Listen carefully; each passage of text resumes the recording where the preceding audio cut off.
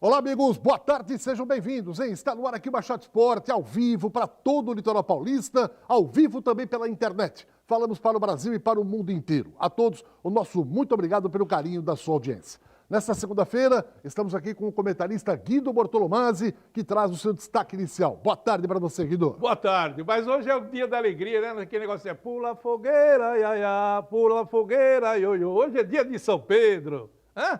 Pô, que coisa linda, hein? Festa junina, mas a gente está aí na pandemia ainda, não podemos curtir essa festa junina com os amigos, mas um abraço para todos os Pedros, que a gente tem vários amigos que chama Pedro, então a gente está mandando um forte abraço para todos eles. Bom, hoje o assunto vai ser muito legal, porque a gente vai trazer um convidado especial hoje aqui no Baixada Esporte para bater um papo e reviver alguns momentos de alegria do Santos Futebol Clube. Vamos falar também algumas coisas que estão acontecendo na Vila, como, por exemplo, a notícia triste que os torcedores do Santos receberam, e vão receber daqui a pouco também, porque eu vou voltar a dar, sobre a saída do jogador Giovani, de 18 anos de idade, foi para o Ajax da Holanda e o Santos não ganhou um tostão sequer. Mais um atleta da base que se manda por falta de planejamento da diretoria e o Santos acaba perdendo. Ele ficou dos 11 anos até os 17 anos da base. Fez todo o trabalho, burilaram o menino, fizeram com que ele se tornasse um grande jogador, porque vai ser um grande jogador. E aí o Santos perde, o menino vai embora e o Santos não ganha nada. Essa é a diretoria que está aí. Mais um que se manda. Brincadeira, viu? Lembrando que amanhã nós temos a reunião do Egrégio Conselho Deliberativo do Santos, onde serão aprovadas ou não as contas, né? Atinentes ao exercício de 2019. Lembrando que o de 2018 foi reprovado. Vamos ver o que acontece amanhã em relação ao de 2019. É uma parada rápida, porque no próximo bloco vamos apresentar o nosso convidado especial de hoje. Olha, esse cara fazia gol, hein? Muitos gols. Daqui a pouquinho, não saia daí. Bem, Baixada Esporte está de volta e hoje vamos trazer um convidado para lá de especial. Ele foi artilheiro, ele foi ídolo da torcida santista e vai bater um papo com a gente, porque afinal de contas vamos saber o que ele anda fazendo, né? E como é que está atualmente esse jogador, o ex-jogador, e o que ele pensa nesse momento atual do futebol. Eu falo do Guga, que para a galera do Santos tem um sabor especial, porque ele era o matador do Corinthians. Era Santos e Corinthians, não tinha jeito. O Guga está escalado, então é caçapa corintiana. Ô Guga, muito boa tarde, prazer tê-lo aqui com a gente no Baixada Esporte, na Santa Cecília TV, tudo bem? Boa tarde, é um prazer poder estar falando com vocês e com a torcida santista. Está tudo bem, graças a Deus, apesar dessa pandemia aí, deixa a gente trancado, a gente fica muito revoltado, né? Porque não tem costume de ficar em casa, a gente quer trabalhar e com isso a gente está parado aí vários meses, né? Mas se Deus quiser vai passar e a gente vai voltar a trabalhar e tudo vai voltar ao normal, que se Deus quiser. Legal. Essa posição que você está agora, um pouquinho mais para trás assim, fica beleza, você está inteirinho no nosso vídeo. Uhum. Você está falando do Rio de Janeiro, né, Guga? Onde você mora, né? Isso, eu moro no Rio de Janeiro, aqui em Jacarepaguá, Taquara, né? Já há mais de 15 anos que eu moro aqui, mas eu sou aqui natural de Campo Grande também, aqui é perto também. Meus pais moram lá até hoje. Sempre morei aqui. Eu jogava nos clubes e sempre nas férias retornava por Rio passar as férias. É um lindo lugar, um lugar maravilhoso. Como Santos é também, eu sinto saudade. A minha intenção era de terminar minha carreira no Santos e permanecer morando aí. Tinha comprado até apartamento, mas infelizmente com aquela diretoria de 94 tudo mudou e eu resolvi não permanecer em Santos.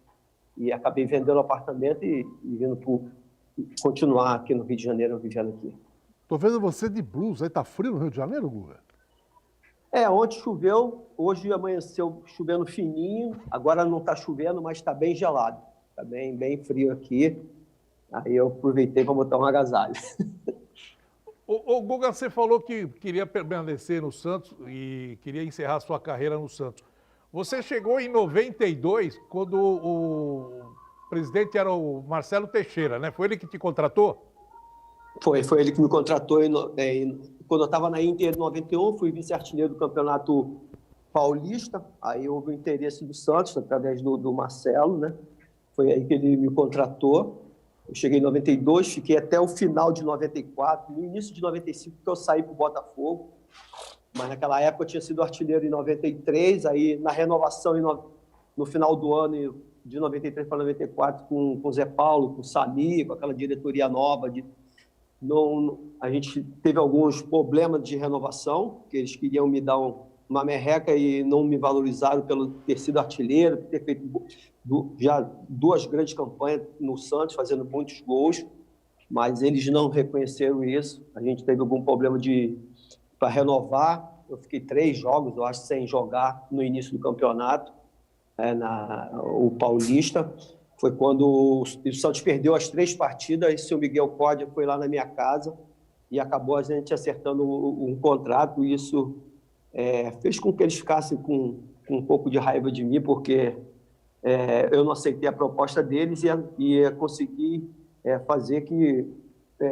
não que eu queria totalmente com o seu Miguel, mas a proposta dele foi melhor e a gente conseguiu renovar. Eu já tinha comprado um apartamento, morava ali no Embaré, então a minha intenção era eu já estava jogando quase 3 anos no Santos, já estava com 30 anos, e naquela época, 30 anos, você já era um jogador ultrapassado, velho, né? Todo mundo já não queria mais, mas eu já esperava poder jogar mais uns 2, 3 anos ali no Santos, ali, pelo menos até uns 97, 98, mas infelizmente no final já durante o ano de 94 todo, já havia uma pressão para tentar me tirar do time, mas eu vinha bem no campeonato, fazendo gols, tanto na época do seu Pepe, no Paulista, como no Brasileiro, com o Serginho Chulapa.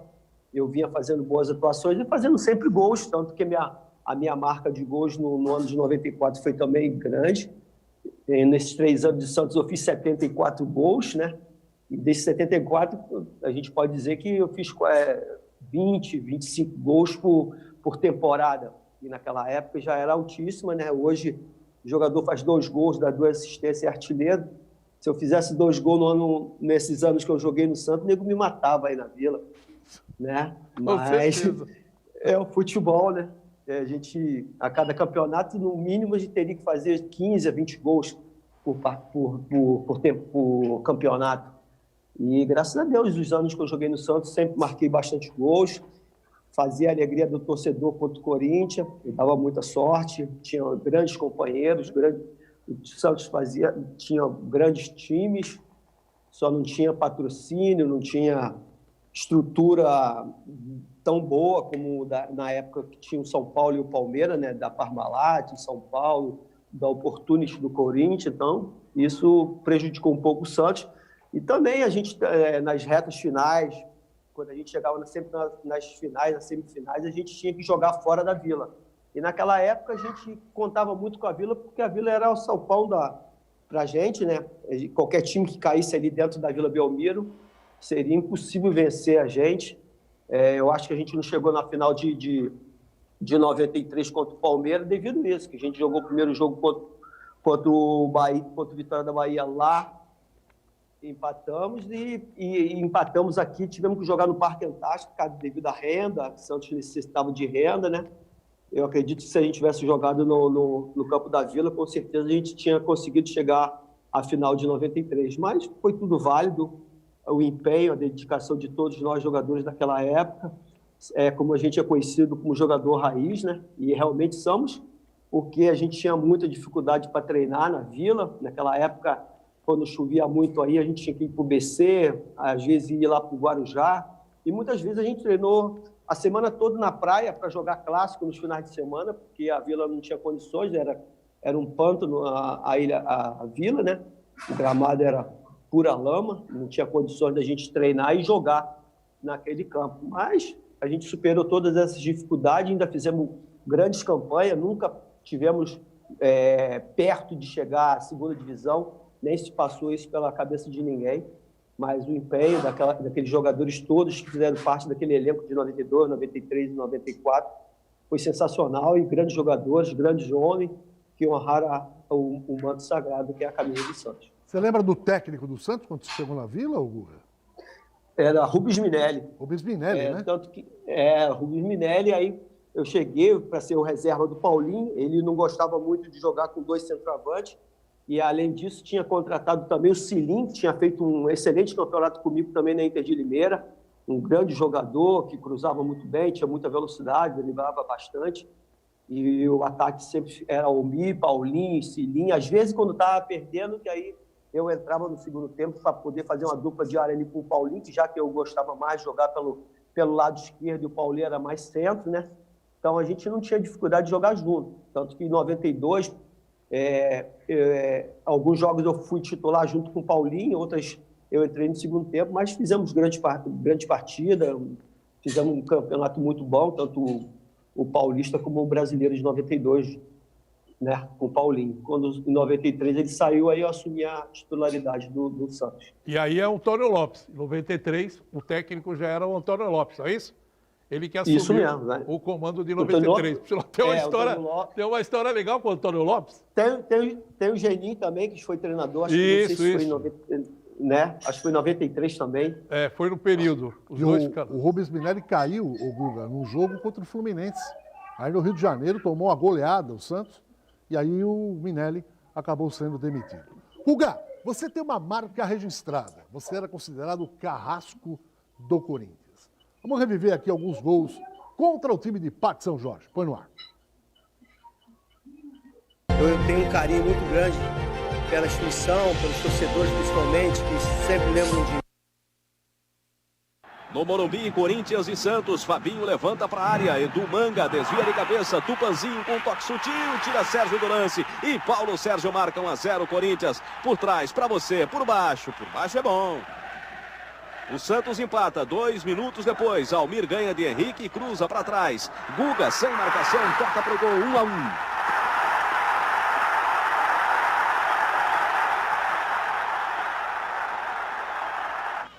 Olha o cruzamento na direita agora. Defesa do Corinthians falha e Guga toca de cabeça. É o segundo gol do Santos, 2-1. De novo o Santos, Almir cruza outra vez na direita. Depois da rebatida de Ezequiel, Guga faz um golaço. Final, Santos 3, Corinthians 1. Esse gol do Guga é pra botar numa moldura. Eu não tenho essa imagem, Guga, mas foi não é uma bicicleta, mas um voleio esse gol contra o Corinthians. Você lembra bem dele ou não? Lembro, claro, é inesquecível na minha carreira, tanto no 3-1 como no 4-3, são 2 jogos ficaram marcados na mente do torcedor e na minha mente também, é claro. Sempre eu gosto de ver esses gols, são 2 gols lindíssimos, são os 2 gols mais bonitos da minha carreira, o dessa meia bicicleta no 3-1 e o 4º gol de cabeça no cruzamento do Índio, no 4-3 também, é um dos gols mais bonitos, porque eu era um bom cabeceador e eu adorava fazer gol de cabeça, e gol de cabeça para mim sempre ter uma pintura, né? Eu adorava ver isso, né? E eu tenho esses 2 gols como os melhores da minha carreira. Então, e graças a Deus, vestindo a camisa do Santos, esse gol de voleio, quando eu recebo o cruzamento, eu estava descosta, aí rolei para o Cilim, que vinha de frente, ele chutou, bateu no Ezequiel e sobrou na medida para que eu desse aquela minha bicicleta, né? Eu já gostava de dar bicicleta no treinamento, brincando, aí aproveitei e finalizei bem, a bola foi no ângulo, o Ronaldo ainda conseguiu bater com a mão na bola, mas ela foi com muita força e acabou ele espalmando para dentro do gol e a gente ter vencido aquele jogo. Foi meu primeiro jogo que eu fiz 3 gols contra o Corinthians, né? E dali para frente tudo se tornou melhor na minha carreira, na minha vida aí dentro do Santos. A torcida já logo colocou como matador de gambá e isso tem... minha marca registrada do Santos é isso, o matador de gambá que os torcedores do Santos colocaram. Ô Guga, me tira uma curiosidade. O seu nome é Alexandre Silva. Por que Guga? Foi uma das primeiras palavras quando eu era pequeno. Assim falava minha mãe, né, que hoje é falecida, mas ela falava que minha vizinha, sempre quando eu andava, quando eu era pequeno, uma das primeiras palavras era Gu. A minha vizinha, você só vive falando Guga, vou te chamar de Guga, que é melhor. Aí começou o apelido de Guga desde criancinha, bem de pequenininho. Eu acredito que 90% das pessoas que me conhecem não sabem que meu nome é Alexandre. só me chamam de Guga mesmo e ficou marcado. É difícil ter pessoas que me chamam de Alexandre. E eu gosto, Guga ficou um nome marcado na história do futebol e na minha vida também. E quantas vezes você rachou bicho com o Almir? Sempre, né? Almir era o salvador nosso lá naquela época, né? De vacas magras, né? Então, para mim, Paulinho, Demetrios, todos os centroavantes e atacantes daquela época, a gente dependia muito do Almir, porque o Almir era um jogador extremamente inteligente, driblador. A gente sabia que quando apertava para a gente, tocasse nele, ele conseguia fazer uma jogada de passar por 2, 3 e sempre deixar a gente livre para fazer o gol. E a gente treinava tanto que ele nem olhava mais para mim, nem para o Paulinho Matelari. Ele já sabia onde a gente se posicionava, a gente tinha posicionamentos diferentes. E cada um que o Almir jogava, o Cilim também era outro, também que fazia muito bem essa função igual ao Almir. E eles cruzavam sem olhar. O Índio nem olhava, o Índio chegava no fundo, cruzava e já sabia que eu estava no segundo pau, gostava muito do segundo pau. Quando eu via que a bola ia no primeiro, eu já dava aquele pique, já ganhava mais impulsão ainda, como foi aquele gol que eu fiz contra o Palmeiras no Parque Antártico, no 1-0, que eu saí da marca do pênalti, subi alto pra caramba e fiz aquele gol que nós damos de 1-0, onde todo mundo achava que a gente ia perder. Mas o Almir, né, cara, foi um grande jogador, uma grande pessoa, uma pessoa muito humilde e mereceu todo esse status, porque ele honrou o manto também do Santos, sempre jogando muito bem e ajudando a todos os nossos centroavantes e nossos atacantes daquela época. Ô Guga, a gente sempre se espelha em alguém, qualquer que seja a atividade profissional de uma pessoa. O cara é médico, ele vai se espelhar, às vezes, num grande médico. O cara é jogador, um ex-atleta, que ele falou, puxa, quando eu era moleque, eu era fã desse jogador. Você sempre foi centroavante, desde molequinho?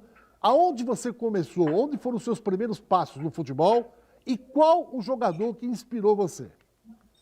Olha, quando eu sou de uma família de vascaíno, e claro que eu seria vascaíno também, eu nunca escondi isso da torcida do Santos, eu sou santista de vascaíno, porque eu tenho como ídolo o Roberto Dinamite, porque ele era um centroavante, um atacante que fazia muitos gols, de falta, de cabeça, de todo jeito.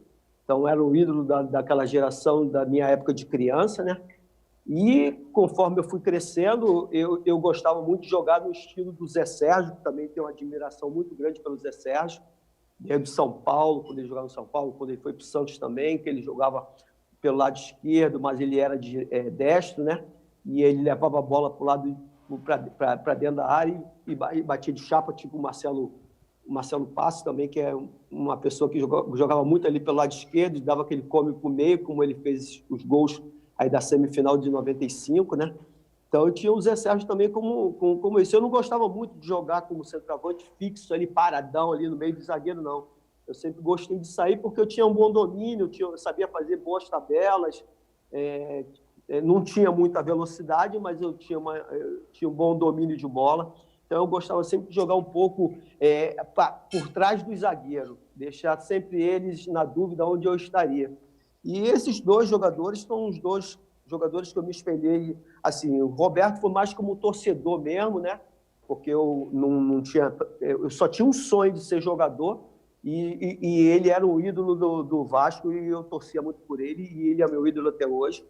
E como jogador, eu gostava, tanto eu como o meu tio, que infelizmente não conseguiu ser profissional, também tinha esse sonho de ser jogador profissional, mas ele não conseguiu e eu, com 18 anos, eu consegui ser jogador, né? Naquela época, você ser jogador de futebol era uma coisa marginalizada, ninguém não dava dinheiro, os pais ficavam, isso aí, futebol é só brincadeira, não dá dinheiro nenhum, você não vai conseguir comprar nada.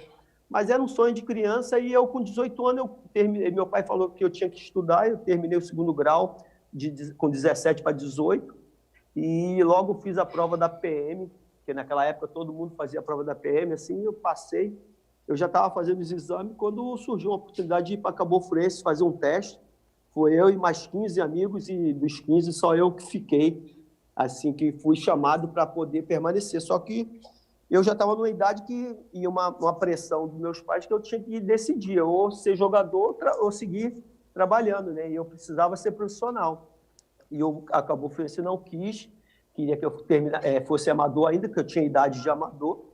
mas aí eu aí tinha um amigo meu, que já era irmão de um jogador, Luiz Cláudio, que jogava no Barcelona de Guayaquil.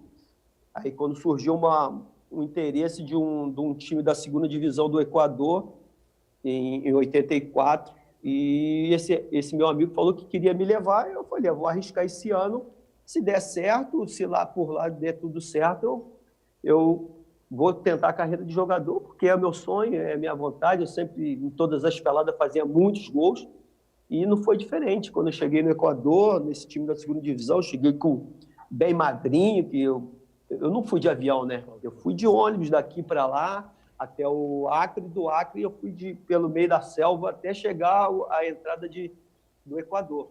Não peguei nada de avião, foi tudo de ônibus, nós levamos quase 20 dias de viagem até o Equador. Tipo assim, eu perdi de 10 a 15 quilos nessa viagem, porque o dinheiro terminou na viagem, até o irmão do meu amigo que jogava no Barcelona mandar dinheiro para a gente poder se alimentar. A sorte que quando eu cheguei no Peru, a gente se hospedou numa pousada e a senhora gostou muito da gente e deixou a gente permanecer lá durante 10 dias sem pagar e comendo o que ela tinha para nos dar, porque a gente não tinha dinheiro para pagar nada. Eu acabei vendendo minhas roupas que eu tinha lá do Acre, lá vendi tudo para poder ajudar a senhora a comprar comida para a gente. E a gente passou esses 10 dias lá num perrengue do caramba até chegar ao Equador. E quando nós chegamos no Equador, os caras olharam para a gente assim, ficaram até rindo, porque eu cheguei lá todo magricelo, com quase 60 quilos, um cabeção do caramba, e eles ficaram rindo. Pô, esses caras estão de brincadeira, o que vocês foram buscar no Brasil? Aí a gente só começou a comer, se alimentar, voltar a coisa. Quando a bola rolou, né, mano? Aí já foi diferente, porque aí a qualidade da nossa era totalmente superior a deles lá naquela época, apesar dessa cidade de Esmeralda, no Equador, é um grande formador de jogadores que atua na seleção equatoriana. A maioria dos jogadores equatorianos são tudo lá de Esmeralda e são grandes jogadores. E eu cheguei e logo assim nos primeiros treinamentos cansei de fazer gols, os caras ficaram malucos. Aí, não, rapaz, o cabeçudo sabe fazer gol. Aí comecei a segunda divisão, eu fui artilheiro do time, fiz os 2 gols da final e a gente foi campeão da segunda divisão em 84 para 85. E já em 85, na primeira divisão, eu fui artilheiro com 24 gols também. Fizemos uma campanha maravilhosa, chegamos em 3º lugar. Mas era um time de refinaria, onde os trabalhadores doavam algum dinheiro do seu salário para pagar o salário dos jogadores daquela época. Não era um time estruturado, era sempre isso. Os trabalhadores da refinaria de petróleo lá da Esmeralda, tipo um sindicato. O sindicato tirava um dinheiro deles para poder juntar um dinheirinho para pagar o salário de todos nós, que era super barato, né? Mas eu ainda fiquei lá durante 3 anos. Eu subi em 84 para 85, fiquei até o final de 86. Quando eu vim para o Brasil já era 87. Deixei o time na primeira. No primeiro ano que eu saí de lá, o time caiu e nunca mais voltou para a primeira divisão. É uma tristeza, porque é um time muito legal, onde tem uma cidade maravilhosa, uma torcida muito amante e de grandes jogadores. Hoje está tentando, eu fico torcendo para que eles consigam se estruturar, de ter base, né, para poder voltar à primeira divisão. Guga, a gente está voltando uns detalhes aqui. Para quem não sabe, hoje o Guga é comandante de navio, né? Hoje tem uma agência de turismo com barco. Então, grande, ele faz roteiro turístico. E ele pega o microfone e não larga mais. Pega o microfone e não deixa ninguém falar. É um guia turístico. Ô, Guga, tem mais coisas para a gente bater papo legal aqui. Daqui a pouquinho a gente retoma com você. Mas eu quero dar 2 recados importantes. Primeiro, para aquele que está em casa com o celular e deu um pane no celular. E nessa pandemia, você não precisa nem sair de casa para arrumar o celular. E o celular hoje é indispensável. O cara tem o Zap, é contato com a família, com os amigos, com o cliente, enfim. E aí deu um pane, você fala, e agora? É só ligar para o que está na tela aí, esse número do celular aí, ó, 988-01-5626. Eles vão mandar um técnico aonde você está, vão fazer o orçamento. Aprovando o orçamento, eles arrumam e você paga em 12 vezes no cartão. E não precisa sair de casa. Além de arrumar, tem todo tipo de acessório que você precisar. A Top Center há 10 anos no mercado, fica aqui em frente à Universidade de Santa Cecília, profissionais do mais alto gabarito e com credibilidade no mercado. Então, deu pane? Ligue porque a Top Center vai arrumar o seu celular sem você precisar sair da sua casa, tá bom? E outro recado é da Cacau Center. Estamos vivendo aí um mês de festa junina. Mas a festa junina muita gente faz em casa, com os filhos, com a esposa, né? Para manter viva aquela chama da tradicional festa junina. Qualquer produto que você precisar para a festa, venha para a Cacau Center. É a maior loja do gênero em todo o litoral. Para você ter uma ideia, são mais de 40 mil itens e com preços imbatíveis. A Cacau Center fica na Avenida Prefeito José Monteiro, 744, ali pertinho do Carrefour, em São Vicente. Bom, estamos conversando com o Guga, né? O matador do Corinthians, grande centroavante do Santos dos anos 90. A gente vai ao intervalinho e a gente volta já já. Segura aí. Bom, de volta aqui para mais um bloco do Baixado Esporte, hoje conversando com o Guga, um ex-jogador do Santos, artilheiro, ídolo da torcida alvinegra, jogador que atuou nos anos 90. E teve um jogo especial que eu acho que o Guga vai lembrar também. Foi um amistoso contra o Parma da Itália. O Santos meteu 3-1 e quem fez os gols? Os 3 do Guga. Vamos rever, vamos lá. Macedo, olha o Macedo descendo, boa bola, Paulinho Kobayashi entrou na área, olha o Santos, o cruzamento, Guga, gol do Peixe, Guga, camisa 9, você confere na repetição, o cruzamento saiu na medida, cruzamento preciso, na pequena área ele mergulhou e meteu de cabeça a bola pro gol. Está aberto o placar do Palestra Itália. Na marca de 12 minutos do primeiro tempo de partida. Guga, 1 para o Santos, 0 para o time do Parma. Vai trabalhando bem Ranieri. Aí o cruzamento para a área. Sobrou, pintou o gol do Santos. Voltou, Guga, gol do Peixe. Segundo gol do Santos, o segundo gol do Guga. Olha só, bateu primeiro do pé dele, tentou Paulinho, defesa do goleiro, mas é pênalti, está marcado. Guga vai tentar o terceiro gol dele na partida. Vai ser autorizado o Guga. Pênalti para o Santos, vai pra bola, tocou, gol! É do Peixe! É do Santos o terceiro gol. Lousano, mostra pra você. Bola num canto, goleiro no outro. É o terceiro gol do Santos. Outro ângulo pra você na manchete. O gol de pênalti de Guga. Guga, 3 Santos, 3 gols de Guga. Esse torneio foi no Parque Antártica. Foi no Palestra Itália esse jogo. Palestra Itália, e o Santos acabou ganhando da Lazio, né, do Parma pelo placar de 3-0. 3-1. 3-1. Você sabe que tem um negócio interessante, né? Você vê as equipes que o Guga jogou de 92 até 93, 94, 91 até 93, os treinadores que ele pegou, você falou Rubens Minelli foi quando ele chegou. Tava o Geninho também naquele ano.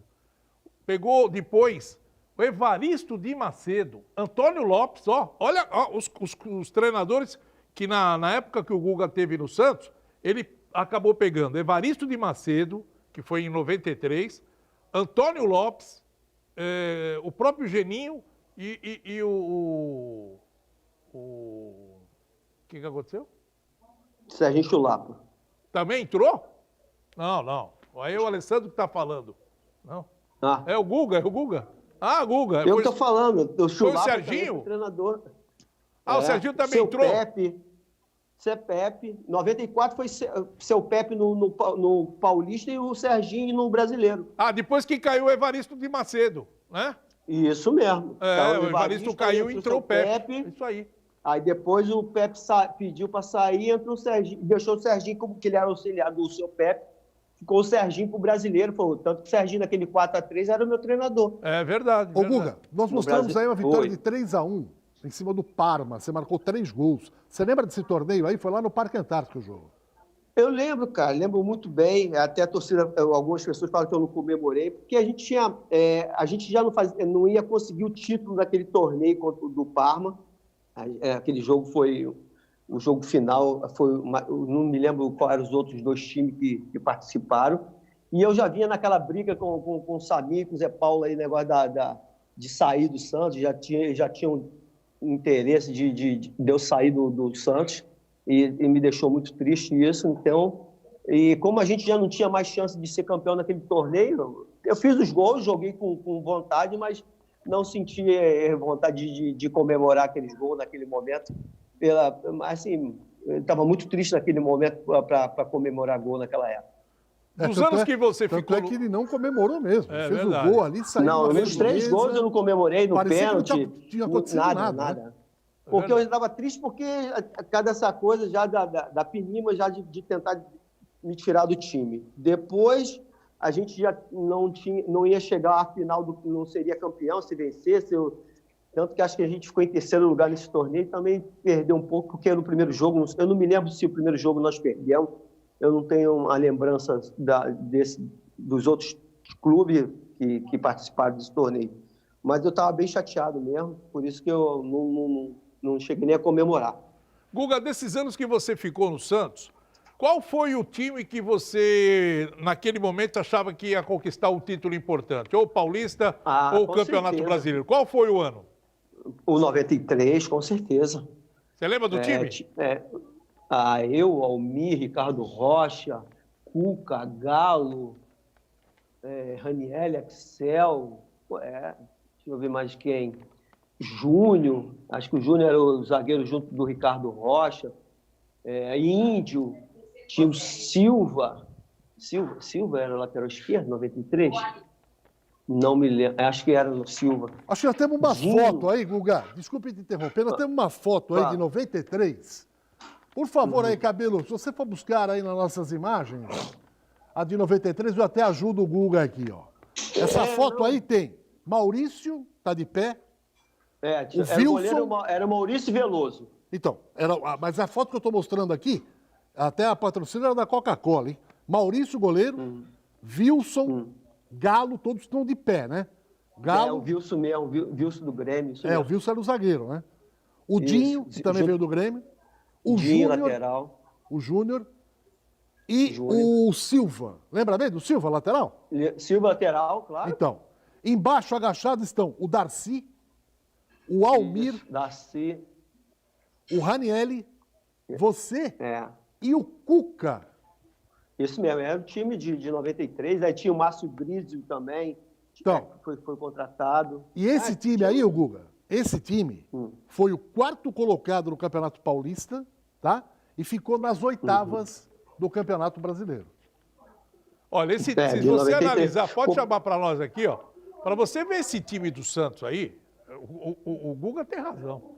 A qualidade técnica do time era muito forte, hein, Guga?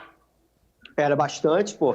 E ainda tinha o Ricardo Rocha, que era jogador de seleção, era um nome muito marcante naquele time de 93, né? De respeito, né? O xerifão da nossa zaga, né? Além de Cuca, do Almina, era um timaço, cara. Era um time muito bom, tanto que a gente chegou nas semifinais aí com vitória da Bahia, com a chance de chegar à final contra o Palmeiras, mas infelizmente a gente não conseguiu vencer. O time do Vitória também, que era um time muito bom. Naquela época, todos os times tinham grandes jogadores, tanto igual no Paulista, você ia jogar no interior, você ia com o maior respeito, porque sabia que o time do interior tinha grandes jogadores, como naquela época do Mogi, tinha Rivaldo, Leto, Valdo, o Juninho Paulista era do Ituano, eram sempre grandes jogadores no interior. O interior, quando a gente ia jogar, a gente não ia achando que ia golear de 5 ou 6. Se a gente conseguisse uma vitória de 1-0, já estava bom demais. Então, foi uma época, a época de 80 e 90, de grandes jogadores. Foi uma época dos maiores jogadores de futebol do Brasil, como Romário, Ronaldo, Ronaldinho, Raí, Miller, Careca. Esses caras eram de outro mundo, cara. Jogavam muita bola, né? Zico, pô, tem muitos jogadores. Zinho, pô, tanto no Rio como em São Paulo, Belo Horizonte, tinha o Atlético Mineiro, era uma seleção. Então, era uma época de grandes jogadores. O treinador de seleção brasileira tinha o maior problema para convocar 22 jogadores naquela época, porque num time só tinha mais de 10 jogadores a nível de seleção brasileira, e para ser titular, não é para ser reserva, não. E a gente estava sempre ali lutando, e infelizmente contra esses 2 jogos, o Vitória teve boas atuações, naquele empate de 3-3 no Parque Antártica, foi que nos tirou da final, mas foi em 93, sem dúvida, foi o time que chegou mais próximo de disputar um título e de tirar o Santos daquela fila. Bom, para a molecada de hoje, para a nova geração que não viu o Guga jogar com a camisa do Santos Futebol Clube, vamos reviver aqui mais alguns gols. Por exemplo, contra o Vitória da Bahia, contra o Sport, contra o Palmeiras e contra o Fluminense. Põe no ar aí, vamos lá. Boa jogada do Darcy. Bom levantamento. Olha o toque de cabeça. Gol! O Marcelo estava chamando a atenção sempre para esse segundo pau, onde o Guga subiu absolutamente sozinho e de cima para baixo, infelizmente, pro Dida, não tem defesa. Eduardo tem chance de levantar. Levantou, olha o toque. Gol!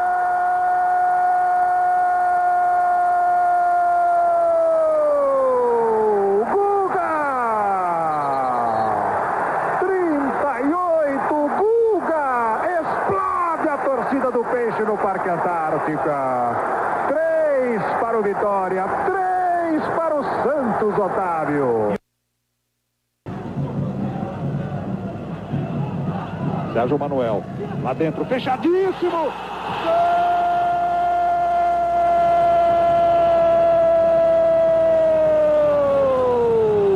Guga! O Santos soube aproveitar a falha da defesa do Sport, que agora vai se abrir. Olha lá! Gol!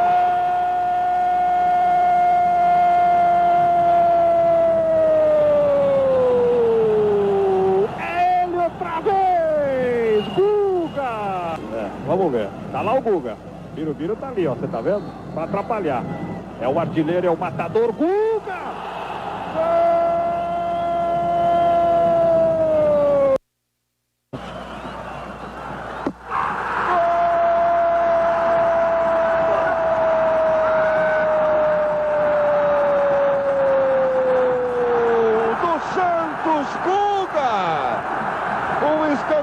Batido no primeiro pau, ele desviou em diagonal de cabeça, veja como foi, como subiu, mas o próprio helicóptero do comandante Paulo Guga foi lá no 5º andar, tirou uma casquinha na bola.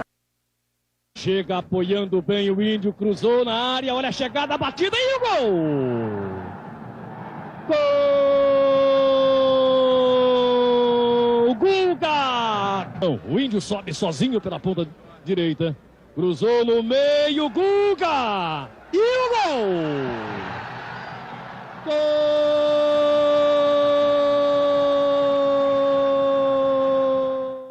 Laranjeira.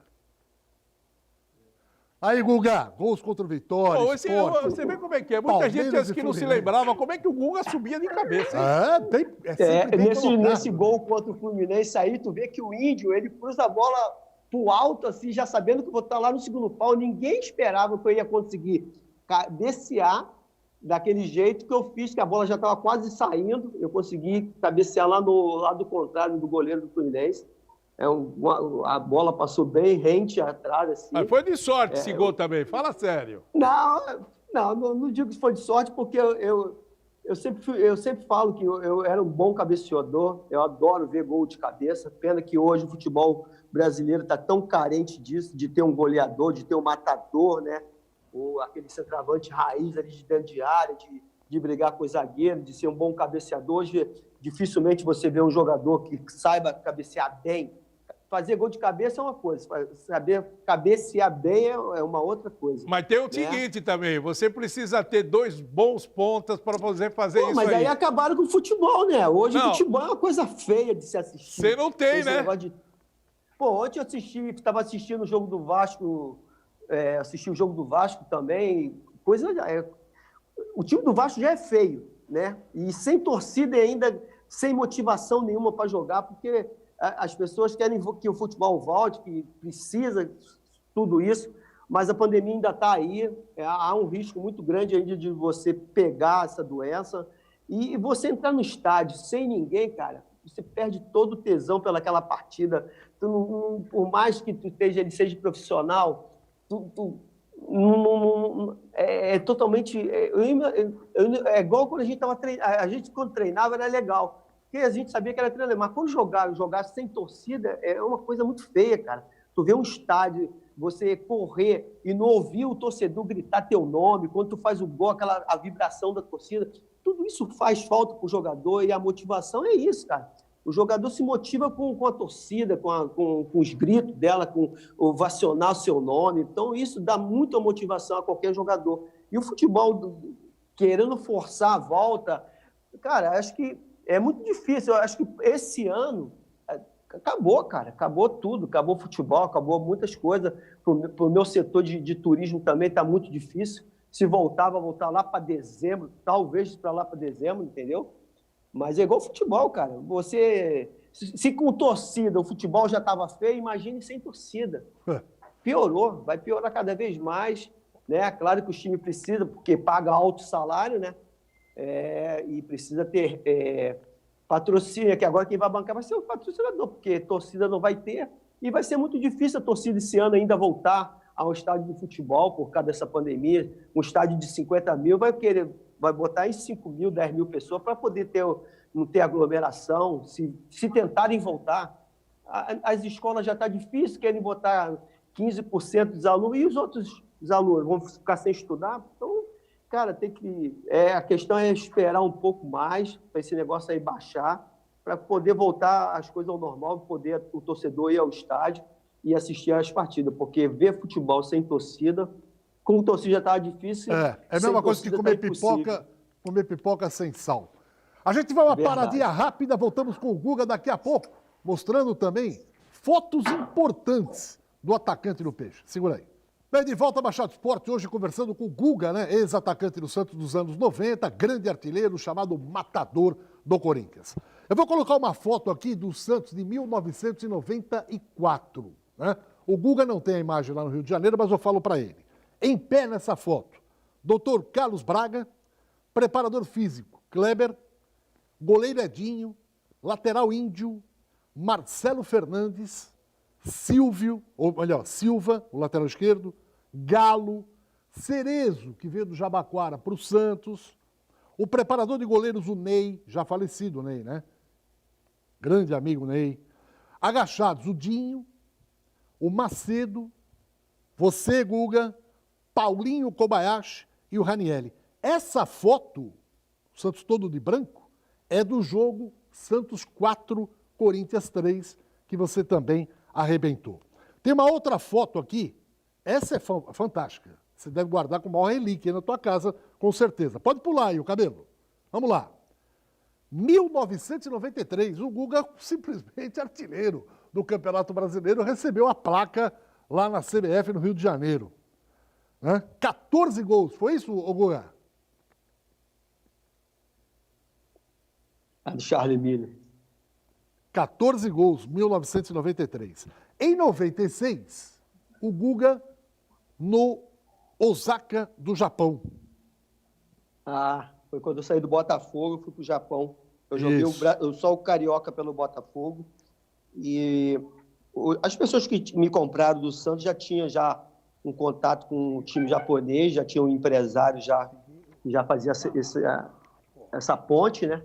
Então, eles me tiraram do Santos só para eu poder fazer um campeonato só pelo Botafogo, porque o Antônio Rodrigues era vice-presidente do Botafogo, foi ele que me comprou. Me comprou por $100 mil e me vendeu por $800 mil depois, 5 meses depois, para o Japão. Eles tiveram um bom lucro na venda, né? E foi uma salvação, que eu fui para o Japão, depois fui para a Arábia Saudita. Então, foram lugares que me ajudou muito a ter o que eu tenho hoje. E tem a última foto. Você falou, eu comecei na Cabo Friense e você terminou na Cabo Friense em 2001, Isso. ao lado do Mário Tilico e eu, também Mário do Tilico, zagueiro Denilson. Né? Borsato, Lira, Ailton, Denilson, era uma galera. A Cabo Friense fez um time de jogadores já em final de carreira, né? E a gente já fez ainda uma boa campanha aqui no Campeonato Carioca, mas quando terminou o Campeonato Carioca, eu já estava já com 36 para 37 anos, eu ainda consegui jogar até essa idade, né? Porque naquela época, como eu falei, era muito difícil um jogador passar dos 30, mas eu ainda consegui ir até 36, mas a gente às vezes jogava nesses clubes e não recebia nada, como joguei no Paysandu, no Remo, principalmente no Remo, eu joguei lá 6 meses e não recebi nada, e até hoje não recebi, nem quis colocar na justiça, porque ia demorar tanta coisa para isso acontecer, então eu deixei para lá. E resolvi parar de jogar futebol e tentar uma outra vida. Ainda tentei alguma coisa no futebol, de ser treinador, mas eu vi a dificuldade que era naquela época. Tinha jogadores de nome da minha época que foi treinador de um clube, logo depois teve que parar, desistiu. Naquela época a gente tinha que ficar bancando, usando o nosso dinheiro para poder tentar empresariar alguma pessoa. Então tudo era mais difícil. Aí eu resolvi montar meu negócio à parte e graças a Deus foi a melhor decisão que eu tive na minha vida. Agora, ô Guga, a gente sempre vê essas reuniões, né, de ex-jogadores. Você ainda tem um forte elo de amizade com o pessoal que fez parte da sua história também, né? Vira e mexe, vocês estão se reunindo. Claro. Tá. Deixa eu mandar um forte abraço pro João Paulo, Papinha, que ele até colocou, né? Ele falou assim, manda um abraço pro Guga, aí falou o nome de uma das suas caravelas, né? E aí falou... Pavarotti. Mandou um abraço. Eu não sei se você vê, mas você lembra dessa foto aqui, Guga? Qual? Essa aí? O Guga não tá vendo, como é que ele vai lembrar? Se você não falar pra ele... Não, é que... porque eu pensei que ele estava pela internet ainda. Essa foto é ele que me mandou. Mandou essa semana aí. A tua foi no jogo do 3x3 do Vasco e Santos, né? Em 92, que o Paulinho fez os 3 gols. Né? E eu com essa pandemia aí, eu cismei de revirar uma bolsa ali de foto ali. Encontrei várias fotos, tenho postado todos os dias no Instagram, no Facebook, aí, fotos de viagem nossa para a China, para a Coreia, né, para o Japão, daqueles jogadores daquela época. Hoje mesmo já postei bastante já, né, e encontrei várias fotos inéditas das viagens nossas, né, da gente nos jogos e nos passeios que a gente, quando a gente ia para a China, tinha uma folga, a gente ia na muralha da China, ia lá naquela cidade proibida. Então eu tenho postado fotos assim daqueles momentos marcantes da nossa época, né? Era um grupo muito unido, tanto que a gente é unido até hoje. Nós temos um grupo de WhatsApp, a gente se fala todos os dias. Graças a Deus, a família 1912, aí, a torcida aí de Santa, aí do Rodrigo e do Alexandre, né? Hoje o Alexandre é o presidente, mas o Rodrigo foi que iniciou como presidente. São grandes amigos meus e eles sempre conseguem reunir o maior número de jogadores daquela época. Eles dão um apoio muito grande, né? Para a nossa lembrança, né? Não só minha, como o do Paulinho, como todos os jogadores daquela época, né? Quando sempre tem festa aí da família 1912, eles tentam convidar o maior número de jogadores e consegue, né? A gente só tem que agradecer esse carinho que a gente recebe da 1912 e de todas as embaixadas, da qual a gente é sempre convidado nas festas. É um agradecimento muito aos torcedores santistas, né? Legal, Guga. Foi um ótimo papo, um prazer a gente ouvi-lo novamente, lembrar um pouco daqueles momentos maravilhosos que você viveu. E aqui fica a lembrança, a saudade e a amizade, né? Quando você vier a Santos aqui, estaremos sempre à sua disposição também. E eu também gostaria que ele fizesse um merchan, né? Das caravelas dele lá, né? Eu quero agradecer aí o convite aí pela essa resenha, né, de poder falar um pouco da minha história e da história desses grupos que eu joguei, né, de 92, 93, 94, que a gente agradece muito, porque se não fosse vocês, né, torcedores, e você aí, Guido, aí, que sempre está do nosso lado aí, né, de relembrar momentos inesquecíveis na nossa vida. A gente não conseguiu o título, né, mas a gente sempre é muito lembrado pela torcida do Santos, pelo nosso empenho, pela nossa dedicação, né. A gente só tem que agradecer aos torcedores por não deixar o nosso nome cair em vão e desaparecer do futebol, né? E agradecer também por vocês, né? Sempre estar lembrando também de nós, jogadores daquela época. Foi um prazer falar com todos e falar um pouco aqui quando terminar essa pandemia, que tiver melhor aí, esse contágio tiver quase zero, vocês poderem vir aqui na Ilha Grande, aqui em Angra dos Reis, no Rio de Janeiro, e fazer um passeio aqui comigo. A gente vai contar belas histórias, tem muitas fotos dentro do barco da minha época de Santos, e curtir um dia maravilhoso num local extraordinário, muito lindo, que é a Ilha Grande, gente. Eu convido a todos vocês, que vocês se cuidem também, que fiquem em casa, né? Quem pode ficar em casa, né? Eu estou obrigado, porque o turismo só vai voltar mesmo lá para setembro, outubro, então, já que eu não posso trabalhar, também não vou me arriscar na rua para não pegar essa doença. Então, né?